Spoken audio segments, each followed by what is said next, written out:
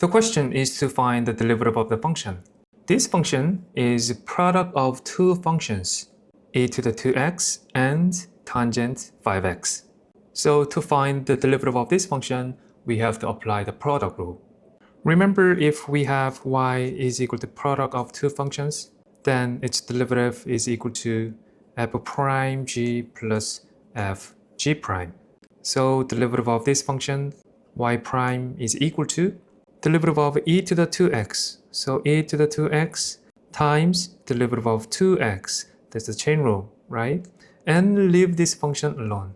Tangent 5x plus leave the first function alone, e to the 2x times derivative of tangent 5x. Derivative of tangent is a secant square 5x times chain rule, derivative of 5x, 5.